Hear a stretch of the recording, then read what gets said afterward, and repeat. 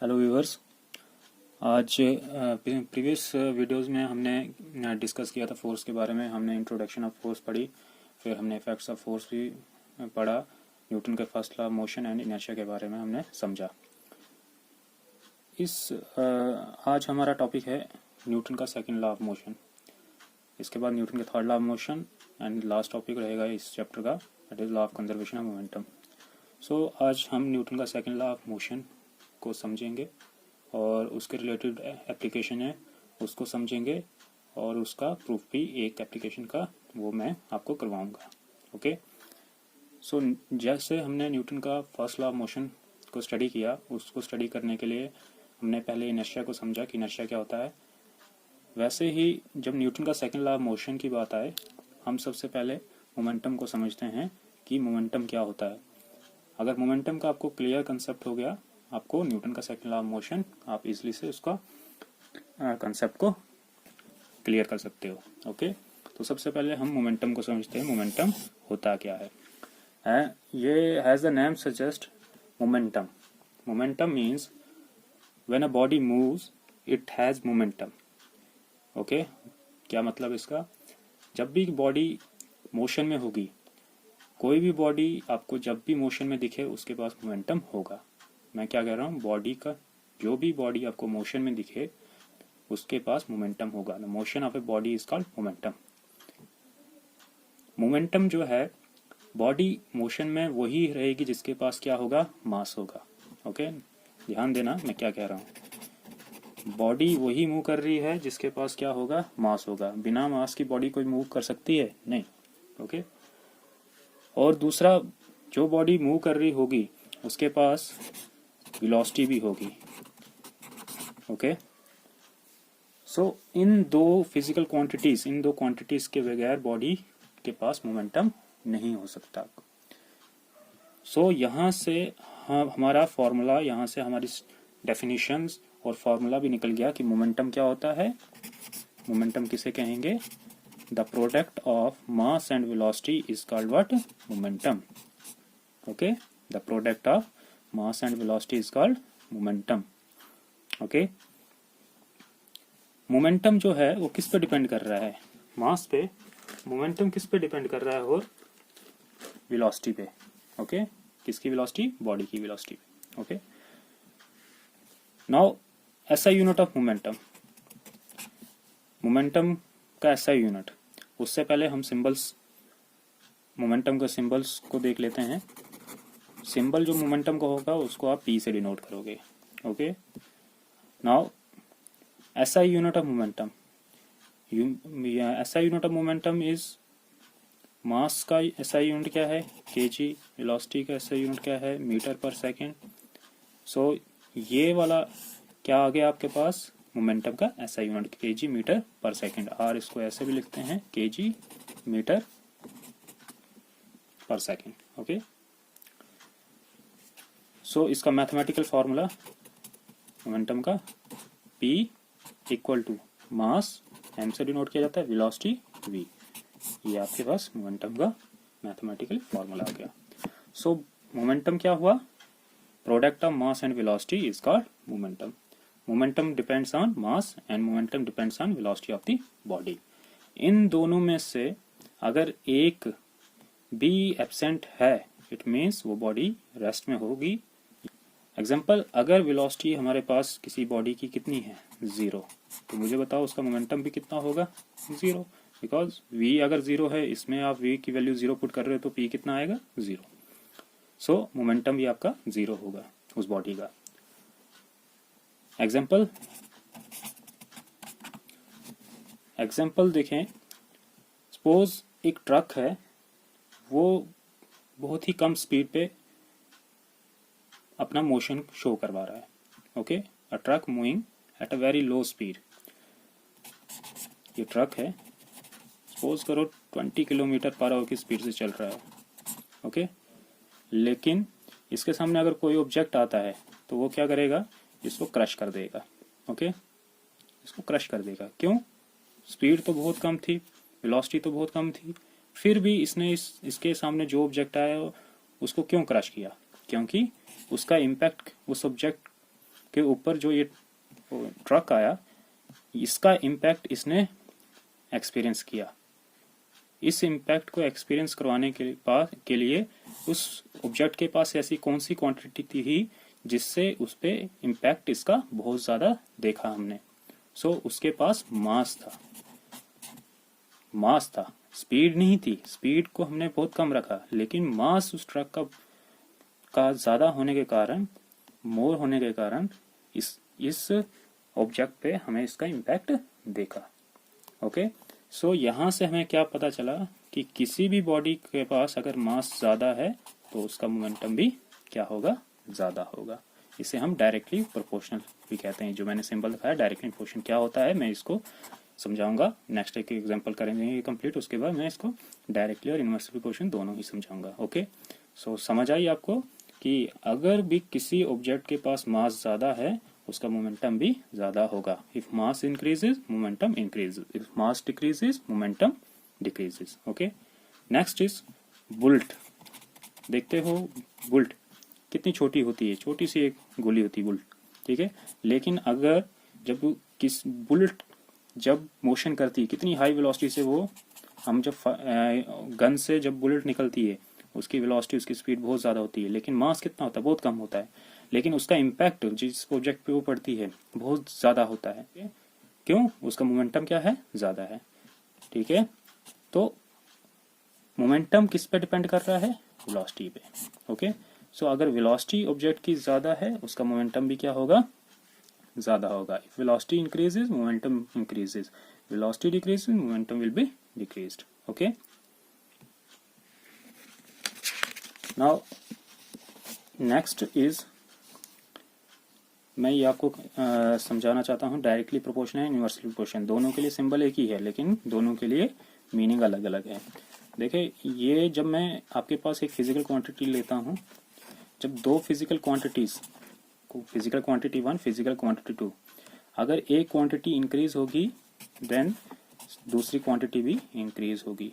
If one quantity increases then another quantity will also increase. अगर एक quantity decrease है ये वाली, इसके साथ वाली दूसरी क्वांटिटी भी क्या होगी, डिक्रीज होगी। Okay, inversely proportional, symbol same है लेकिन जब इनवर्सली प्रोपोर्शनल होगा फिजिकल क्वांटिटी जो होगी आपकी वो इधर नीचे आएगी, ठीक है। सो अगर ये वाली फिजिकल क्वांटिटी जो यहाँ पे होगी अगर ये इंक्रीज हो रही है देन इसके डिनोमिनेटर में जो फिजिकल क्वांटिटी होगी वो क्या होगी, डिक्रीज होगी। इसका अपोजिट, ऊपर वाले का अपोजिट, डायरेक्टली प्रोपोर्शनल के अपोजिट होता है इनवर्सली प्रोपोर्शनल। ओके, अगर ये इंक्रीज हो रही है ये वाली फिजिकल क्वांटिटी तो इसके सामने वाली जो न्यूमिनेटर में क्वांटिटी है इसके सामने क्रॉसपोंडिंग वो क्या होगी, वो डिक्रीज होगी। ओके, ये है directly and inversely proportional. Okay, now अब हम ये समझते हैं, मोमेंटम को तो हमने समझा लेकिन मोमेंटम का रिलेशन निकालते हैं हम फोर्स के साथ। किसका relation between relation of force and momentum. Okay, क्या रिलेशन है इस फोर्स और मोमेंटम का। सपोज करो आपके पास एक क्रिकेट बॉल है और एक टेनिस बॉल है, ठीक है। इस क्रिकेट बॉल का मास आपको पता है कितना, अगर आप उसको हाथ में उठाओगे और दूसरे हाथ में आप टेनिस बॉल उठाओगे, किसका मास आपको ज़्यादा लगेगा, ऑब्वियसली क्रिकेट बॉल का, ठीक है। ये टेनिस बॉल है और ये क्रिकेट बॉल है। अब दोनों इन बॉल्स को मैं सेम स्पीड से, सेम वेलोसिटी से एक डायरेक्शन में फेंकता हूँ। ओके, इसको मैं अगर 20 किलोमीटर पर आवर की वेलोसिटी से फेंका, इसको भी 20 किलोमीटर पर आवर की वेलोसिटी से भेजा, ठीक है। सामने वाले कोई पर्सन उसको कैच कर रहा है।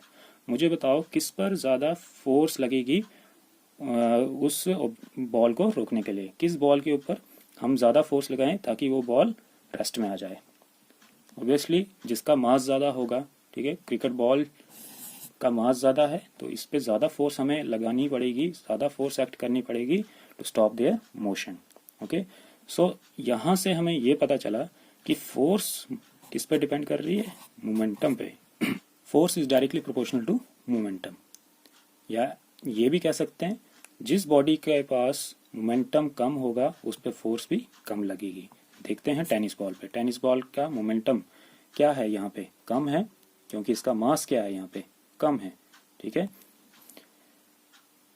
और इसका मास कम होने के कारण इस पर मोमेंटम भी क्या होगा, इस पर फोर्स भी क्या लगेगी, कम लगेगी।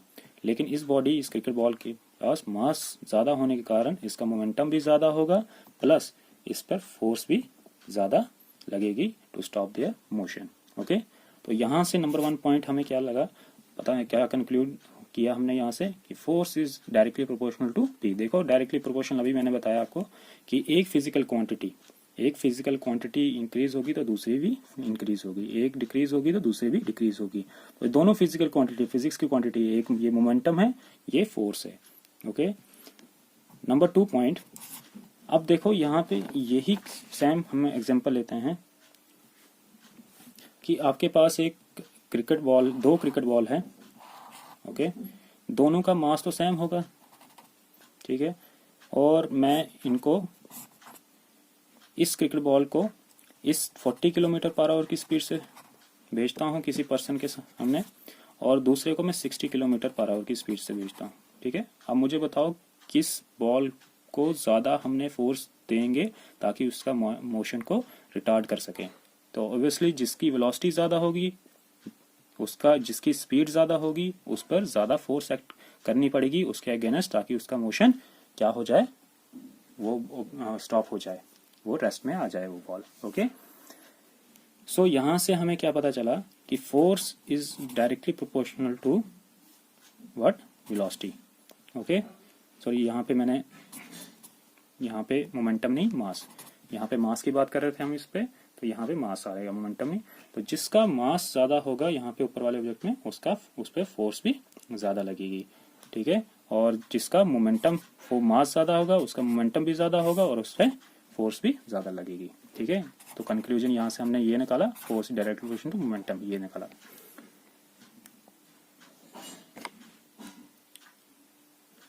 सो यहाँ से कंक्लूजन क्या निकला इस एग्जांपल से कि फोर्स किस पर डिपेंड कर रही है, it is directly proportional to velocity. जिस भी बॉडी की वेलोसिटी ज्यादा होगी, इंक्रीज होगी, उसका मोमेंटम भी क्या होगा, इंक्रीज होगा, ज्यादा होगा, तो उस पर फोर्स भी हमें ज्यादा देनी पड़ेगी उस मोशन, उसके मोशन को रिटार्ड करने के लिए। तो यहाँ से क्या आया कि force is directly proportional to what, momentum. Okay, तो इन दोनों हमें एग्जांपल से क्या पता चला कि force is directly proportional to momentum. If momentum increase, force will increase. If momentum decreases, force will be decreases. Okay? तो यहीं से न्यूटन का सेकंड लॉ हमें पता चलेगा, न्यूटन की सेकंड लॉ की कंसेप्ट को हम यहाँ से अच्छे से क्लियर कर सकते हैं। तो न्यूटन का सेकंड लॉ क्या कहता है कि अगर किसी बॉडी के पास मोमेंटम है और उस बॉडी का मोमेंटम को हमने चेंज करना है तो हमें फोर्स देनी पड़ेगी। जिस डायरेक्शन में आप फोर्स दोगे बॉडी को, उस डायरेक्शन में उस बॉडी का मोमेंटम भी क्या हो जाएगा, चेंज हो जाएगा। फिर से मैं कह रहा हूँ, सुनना। सपोज ये आपके पास एक बॉडी है, इसका बॉडी का नाम ए रखते हैं। ये बॉडी अभी स्ट्रेट लाइन में ऐसे जा रही है, मूव कर रही है। जैसे यहाँ पे आगे अब मैं चाहता हूँ इस बॉडी ये कहाँ की तरफ मूव करे, इस डायरेक्शन में मूव करे। तो इस डायरेक्शन में मूव कराने के लिए मुझे इसके मोमेंटम को चेंज करना पड़ेगा, क्योंकि इस बॉडी के पास अभी मोमेंटम है। सपोज करो mu मोमेंटम है। ओके, अभी ऑब्जेक्ट इस डायरेक्शन में मूव कर रहा है। अब इसके मोमेंटम को चेंज करना है तो मुझे फोर्स देनी पड़ेगी। फोर्स मैंने अप्लाई की और ये ऑब्जेक्ट इस डायरेक्शन में मूव किया। ओके, इस डायरेक्शन में जिस ऑब्जेक्ट पे अगर आपने फोर्स दी, उसका मोमेंटम उसी डायरेक्शन में चेंज हो जाएगा जिस डायरेक्शन में आप एक्सटर्नल फोर्स अप्लाई कर रहे हो, ठीक है। यही तो है न्यूटन का second law of motion. Okay, तो न्यूटन का सेकंड लॉ ऑफ मोशन क्या है कि the rate of change of momentum of an object is proportional to the applied force in the direction of force. Okay, यहाँ पे मैं लिख लेता हूँ इसका मैथमेटिकली स्टेटमेंट इसकी शॉर्ट में कि force applied is directly proportional. देखो सिंबल अभी मैं डायरेक्टली कह रहा हूँ, इनवर्सली नहीं कह रहा हूँ, directly proportional to change in momentum, और ये मोमेंटम जो होगा with respect to some another quantity that is time के विद रिस्पेक्ट में चेंज होगा। ओके, टाइम के विद रिस्पेक्ट में कहने का मतलब यहाँ पे अभी ऑब्जेक्ट है, जब ऑब्जेक्ट यहाँ पे पहुंचेगा क्या टाइम क्या सेम रहेगा जो उसका ऑब्जेक्ट का, जब वो इस पोजीशन पे था, इस पोजीशन से आके इस पोजीशन पे अब आ गया, क्या उसका टाइम सेम रहेगा? नहीं, टाइम तो चेंज हो रहा है। तो मोमेंटम का जो चेंज हो रहा है वो किसके विद रिस्पेक्ट में हो रहा है? टाइम के। ओके, अब देखो यहाँ पे इसी शॉर्ट स्टेटमेंट से हम यहाँ से समझ जाते हैं कि फोर्स जो अप्लाई करोगे, एक्सटर्नल फोर्स जो अप्लाई करोगे किसी बॉडी के पास अगर मोमेंटम है, उस बॉडी के मोमेंटम को अगर हमें चेंज करना है तो आपको फोर्स अप्लाई करनी पड़ेगी, और उस बॉडी का मोमेंटम उसी डायरेक्शन में चेंज हो जाएगा जिस डायरेक्शन में आप क्या करोगे? फोर्स अप्लाई करोगे। So force is directly proportional to change in momentum with respect to time. अब हम इस न्यूटन के सेकंड लॉ ऑफ मोशन की मैथमेटिकली फॉर्मुलेशन को समझते हैं। Mathematical formulation of Newton second law of motion. Okay, क्या है मैथमेटिकली स्टेटमेंट? सपोज करो आपके पास एक ऑब्जेक्ट है, सपोज एन ऑब्जेक्ट, जिस ऑब्जेक्ट का मास कितना है? m। ये है एक ऑब्जेक्ट जिस ऑब्जेक्ट का मास है m। ये ऑब्जेक्ट एक स्ट्रेट लाइन में मूव कर रहा है ऐसे, ठीक है। किस वेलोसिटी से मूव कर रहा है? With some initial velocity denoted by u। अब सपोज करो जब ऑब्जेक्ट यहाँ से यहाँ पहुंचा, इसने अपनी वेलोसिटी को चेंज किया। ओके, मतलब जब वेलोसिटी चेंज होगी, वेलोसिटी चेंज मतलब एक्सेलरेशन। ओके, तो एक्सेलरेशन जब वर्ड आया मतलब वेलोसिटी चेंज हुई, और वेलोसिटी चेंज होने का मतलब कि उस पर ऑब्जेक्ट में क्या, ऑब्जेक्ट के ऊपर क्या हमने दी? फोर्स लगवाई, तभी तो उस पर वेलोसिटी में चेंज आया। So an object of mass m moving with an initial velocity u, now a force is acted on object and the object changes its velocity from u to v। इसकी कितनी velocity change होगी? v। कितने time में change हुई? In time t। कैसे change होगी? आपने इस ऑब्जेक्ट के ऊपर क्या लगाया? आपने फोर्स अप्लाई की, तभी तो इस यहाँ से यहाँ इसकी वेलोसिटी u से v में चेंज आपको देखा। Then suppose initial velocity of an object आपने अभी कहा u से डिनोट किया जा रहा है, तो इनिशियल मोमेंटम इस टाइम जब ऑब्जेक्ट यहाँ से मोशन स्टार्ट हुआ था, इसका पास मास था और इसके पास वेलोसिटी था, और वेलोसिटी किस वेलोसिटी से मूव कर रहा था? With velocity u। Okay, so यहाँ पर इसके पास इनिशियल मोमेंटम, स्टार्टिंग मोमेंटम कितना होगा? उसको हम p1 से डिनोट कर रहे हैं, ठीक है, एन u। और फाइनल मोमेंटम इस ऑब्जेक्ट का कितना होगा जब इसकी वेलोसिटी चेंज होगी? आपने फोर्स लगाई, इसकी वेलोसिटी में चेंज आया, उस चेंज इन वेलोसिटी को हम एक्सेलरेशन कहते हैं। उस वेलोसिटी को आप, उसके पास उसका मोमेंटम क्या होगा? Mass into final velocity. Now इस दो मोमेंटम में चेंज आया, तो ये चेंज कितना आया? चेंज इन मोमेंटम इसे कहेंगे, चेंज इन मोमेंटम। वो कितना आया? Final momentum minus initial momentum. Second momentum को सब्ट्रैक्ट करो फर्स्ट मोमेंटम के साथ, mv माइनस mu। इन दोनों में m कॉमन है, v माइनस u। ओके, और ये मोमेंटम जो हो रहा है विद रिस्पेक्ट टाइम चेंज हो रहा है। सो चेंज इन मोमेंटम जो हुआ, the rate of change of momentum किसके विद रिस्पेक्ट में हुआ? ये rate change with respect to time. Now Newton का सेकंड लॉ ऑफ मोशन क्या कहता है? अभी हमने पढ़ा फोर्स किस पर डिपेंड करती है? Is it directly proportional to change in momentum with respect to time. तो change in momentum with respect to time हमें ये निकला ना ये। अब हम जो फोर्स अप्लाई की है उसका इम्पैक्ट इस पर देख रहे हैं। वो न्यूटन का सेकंड लॉ ऑफ मोशन के according force is directly proportional change in momentum with respect to time. So यहाँ पर जो आप फोर्स अप्लाई कर रहे हो, एक्सटर्नल फोर्स, वो किसके प्रोपोर्शनल है? m change in momentum. Change in momentum कितना आया? m into v minus u upon t. Okay, इस प्रोपोर्शनल को आप हटा दो, ठीक है। इस प्रोपोर्शनल को जब हम हटाते हैं, ठीक है, तो आपके पास एक कांस्टेंट आता है, उस कांस्टेंट को आप k से डिनोट कर रहे हो, v minus u by t. Okay, so यहाँ से वी अज्यूम के को अगर हम एज्यूम करते हैं 1 के बराबर, ये कांस्टेंट जो होता है, कांस्टेंट मतलब जो कभी भी चेंज ना हो, तो if we assume k equal to 1, okay, then f, यहाँ पे लिखता हूँ, एफ किसके बराबर जाएगा, m v minus u by t. और इसको हम ऐसे भी लिख सकते हैं, एफ इक्वल टू एम वैसे रहेगा, change in velocity with respect to time. क्या पढ़ा था हमने, मोशन में पढ़ी थी एक टर्म, जब वेलोसिटी में चेंज आए विद रिस्पेक्ट टू टाइम उसे क्या कहते हैं, एक्सेलरेशन। तो ये पूरी टर्म क्या बन चुकी होगी, एक्सेलरेशन, और इसको हम ए से डिनोट करते हैं। सो मोमेंटम का, ये फोर्स का लास्ट में न्यूटन का सेकंड लॉ ऑफ मोशन का मैथमेटिकली फॉर्मुलेशन किया। मैथमेटिकल फॉर्मूला क्या है, F equal to M A. Okay, so हम एप्लीकेशन को समझते हैं, न्यूटन के applications of Newton second law of motion. क्या है एप्लीकेशन इसकी, number 1 application, okay, use of seat belt in cars. क्यों पहनना जरूरी है सीट बेल्ट को कार, जब हम गाड़ी में बैठते हैं तो हमें कहते हैं ट्रैफिक एडमिनिस्ट्रेशन, गवर्नमेंट कहती है, ठीक है, एडवर्टाइजमेंट की जाती है कि जब भी गाड़ी में बैठो तो सीट बेल्ट पहन के बैठो। तो क्यों पहननी चाहिए हमें सीट बेल्ट? सपोज देखो, इसी न्यूटन के सेकंड लॉ ऑफ मोशन की एप्लीकेशन है। अब भी जिसको न्यूटन के सेकंड लॉ ऑफ मोशन की समझ आई उसको जल्दी से ये एप्लीकेशन समझ आ जाएगी।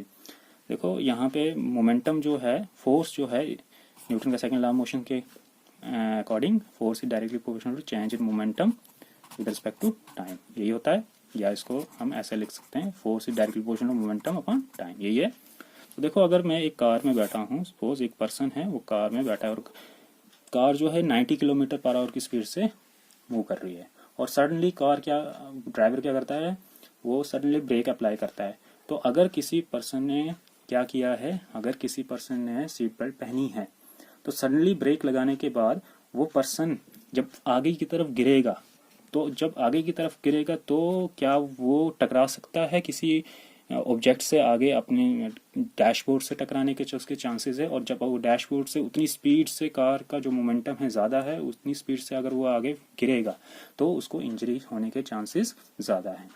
तो अगर वो सीट बेल्ट पहने होगा तो उसका क्या हो जाएगा, टाइम इंक्रीज हो जाएगा, ठीक है, उस पैसेंजर का टाइम इंक्रीज हो जाएगा।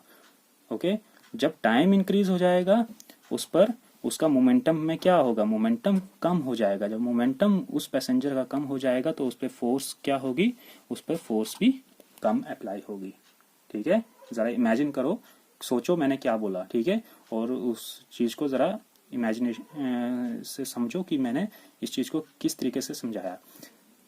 ऑब्जेक्ट ने, उस पर्सन ने क्या सीट बेल्ट पहनी है, टाइम बढ़ जाएगा, अगर सडनली ब्रेक अप्लाई की, टाइम बढ़ गया उस पैसेंजर का उस सीट बेल्ट के कारण, और उसका टाइम बढ़ गया तो time is inversely proportional to force, force उस पर कम लगेगी, and force is directly proportional to momentum, momentum भी क्या होगा, उस पैसेंजर का कम हो जाएगा, ठीक है। और वाइस वर्सा कि अगर सीट बेल्ट नहीं पहनी और सडनली ब्रेक लगती है, ठीक है, तो जब वो फॉल करेगा आगे, ठीक है, गिरेगा आगे की तरफ, तो उसका time, within no time वो आगे गिरेगा और डैशबोर्ड से टकराएगा और इंजरी होने के ज्यादा चांसेस हैं। सो यहाँ पे जब ऑब्जेक्ट जो है जिसने सीट बेल्ट नहीं पहनी है, जिस पर्सन ने, तो वो यहाँ पर क्या होगा, उस पर विद इन नो टाइम वो आगे की तरफ गिरेगा। जब वो आगे की तरफ गिरेगा within no time, short time में वो जब आगे की तरफ गिरेगा तो फोर्स उस पर क्या लगेगी, ज्यादा लगेगी, because time is inversely proportional to force. जब फोर्स ज्यादा लगेगी तो उस पैसेंजर का मोमेंटम क्या होगा, ज्यादा, because force is directly proportional to momentum. Okay, इसलिए सीट बेल्ट पहनना बहुत जरूरी है। जरा इसको सोचो, इस एप्लीकेशन को मैंने कैसे समझाया आपको, ठीक है। Next is, second is catching a cricket ball.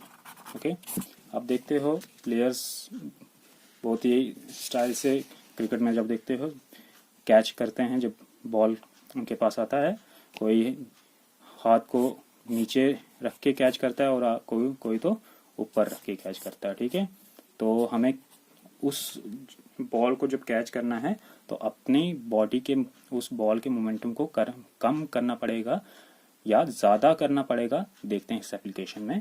तो देखिए यहाँ पे, क्योंकि अगर बॉल इतनी स्पीड से हमारे पास आ रहा है तो उसके पास ऑब्वियसली वेलोसिटी ज़्यादा है, तो हमें पता है जिस बॉडी के पास वेलोसिटी ज़्यादा होगी तो उसका मोमेंटम भी क्या होगा, ज़्यादा होगा। और जितना ज़्यादा मोमेंटम उसका पास होगा तो अभी हमने पीछे समझा उस पर फोर्स भी ज़्यादा देनी पड़ेगी उसके मोशन को रिटार्ड करने के लिए। ओके, तो देखें यहाँ पर मैं छोटी सी एक रफली डायग्राम बनाता हूँ। ये एक प्लेयर का हैंड है, ठीक है, और बॉल आया एक फर्स्ट केस है, और सेकंड केस में वही सेम पर्सन उस बॉल को नीचे पकड़ता है, बॉल से आया और उसने अपने हाथ को नीचे थोड़ा उसी मोशन, उस बॉडी के, उस बॉल के मोशन के साथ अपने हाथ को नीचे की तरफ ले लिया, ठीक है। सो दोनों केस में इंजरी किस में ज़्यादा होगी, चांसेस किस में ज़्यादा इंजरी होने के, इस केस में या इस केस में, इसको हम प्रूव करते हैं। देखें, जब ऑब्जेक्ट उस बॉल को बैट्समैन ने हिट किया तो उसके पास क्या ज़्यादा होगा, उसके पास वेलोसिटी ज़्यादा होगी। मास तो दोनों केसेस में उस क्रिकेट बॉल का सेम होगा। तो जब वहाँ से ऊपर से उस बॉल आया होगा उसके पास, ओके, उसके पास इनिशियल मोमेंटम कितना होगा उस बॉल का, मास इनटू वेलोसिटी। इस वेलोसिटी को v1 से डिनोट कर रहे हैं, और उस ऑब्जेक्ट ने बॉल को वहीं ऊपर रोक लिया, ठीक है, तो वहां पे फाइनल मोमेंटम क्या हो जाएगा, उसका 0 हो जाएगा। ओके, नाउ मोमेंटम में चेंज कितना आया, चेंज इन मोमेंटम इज, ये जो डेल्टा है, इस डेल्टा को हम चेंज से ये चेंज को रिप्रेजेंट कर रहा है। तो चेंज इन मोमेंटम कितना आया, final momentum minus initial momentum. Final momentum कितना है, 0, और इनिशियल मोमेंटम कितना है, mv1। तो फाइनल रिजल्ट कितना आया, चेंज इन मोमेंटम कितना आया, माइनस mv1। ओके, तो फर्स्ट केस में देख रहे हैं हम मोमेंटम में कितना चेंज आया, माइनस mv1। और यहाँ पर देखो आप, वही ऑब्जेक्ट, वही बॉल है, और प्लेयर ने लेकिन उस बॉल को थोड़ा नीचे की तरफ उसके मोमेंटम को थोड़ा इंक्रीज कर दिया। इस केस में कैसे, इनिशियल मोमेंटम इसका कितना होगा, वही सेम होगा mv1, लेकिन फाइनल मोमेंटम क्या होगा, फाइनल मोमेंटम मास तो वही रहेगा, फाइनल मोमेंटम 0 नहीं होगा, ठीक है। इसने बॉल इसके हाथ में आया और उस हाथ से उस बॉल को थोड़ा उसी की उसको उसके मोशन को थोड़ा इंक्रीज कर दिया, ठीक है, हाथ नीचे लिया और उसकी वेलोसिटी को थोड़ा इंक्रीज कर दिया। तो फाइनल वेलोसिटी कितना होगा उस ऑब्जेक्ट का, v2। फाइनल मोमेंटम कितना है, mass into velocity, that is v2। तो इसके इसमें चेंज कितना आया, change in momentum, final momentum mv2 minus mv1। यहाँ से m कॉमन निकलता है और v1, यहाँ से इसको हम ऐसे भी लिख सकते हैं, माइनस mv1 है, माइनस बाहर निकालो, v1 माइनस v2। ओके, तो यहाँ पे जो मोमेंटम आया सेकंड केस में और इस फर्स्ट केस में माइनस mv1। ओके, अगर हम इस नेगेटिव साइन को इग्नोर कर लेते हैं, ठीक है, इस नेगेटिव साइन को इग्नोर कर देते हैं, ये आप हायर क्लास में जाके समझोगे, इसको हम मॉड भी कहते हैं। अगर दोनों तरफ आपने मॉड लगा दिया तो वो नेगेटिव वाली वैल्यू किस में कन्वर्ट हो जाती है, पॉजिटिव में। या अगर आपको मॉड की समझ नहीं आती है तो आप ऐसे समझो कि इस नेगेटिव जो इस मोमेंटम में है, इनको हमने इग्नोर किया कुछ टाइम के लिए, ठीक है। तो यहाँ पे इसको इग्नोर करते हैं तो mv1 इसका मोमेंटम आ गया, और इस केस में इसका मोमेंटम क्या आया, mv1 माइनस v2। ओके, सो अभी हमने पीछे पढ़ा मोमेंटम का, हमने एक नोट पढ़ा था कि मोमेंटम जो है वो फोर्स जो है किस पर डिपेंड करती है, मोमेंटम पे। तो यहाँ पर इन दो में से किसका मोमेंटम ज़्यादा है, p1 का या p2 का। p1 का मोमेंटम जो है इस केस में ज़्यादा है, ठीक है। यहाँ पे देख लो माइनस हो रहा है v2, मतलब मोमेंटम यहाँ पे डिक्रीज हो रहा है, तो इसका मोमेंटम इस केस में ज़्यादा है। तो इसका मोमेंटम ज़्यादा है, that is del p1 is greater than del p2। तो momentum is directly proportional to, या force is directly proportional to momentum. तो यहाँ पर F1 P1 is greater then P2, then Pf1, इसको इस पर फोर्स जो एक्ट हो रही है उसको F1 से डिनोट कर रहे हैं, और इस पर जो फोर्स लगेगी F2। तो यहाँ पर ये दोनों और ये ग्रेटर देन इसके बीच का साइन, अगर मोमेंटम फर्स्ट का इससे ज़्यादा है तो इसका जो फोर्स लगेगी as compare to second case में क्या लगेगी, ज़्यादा लगेगी। इट मीन्स कि इस केस में जो होगी पर्सन जो प्लेयर है तो उस पर उसको इंजरी होने के ज़्यादा चांसेस हैं, लेकिन इस केस में इंजरी होने के उसको कम चांसेस है, ठीक है। This is the application of Newton second law of motion. तो नेक्स्ट वीडियो में हम न्यूटन के थर्ड लॉ ऑफ मोशन को समझेंगे और law of conservation of momentum को समझेंगे। ओके, एंड लास्ट मैंने आपको एक चीज़ इसमें बतानी थी, मोमेंटम तो हमने समझ लिया, लेकिन मोमेंटम जो है वेक्टर क्वांटिटी या scalar quantity, it is a vector quantity. Okay, तो नेक्स्ट वीडियो में हम इसके आगे कंटिन्यू करेंगे। Thank you.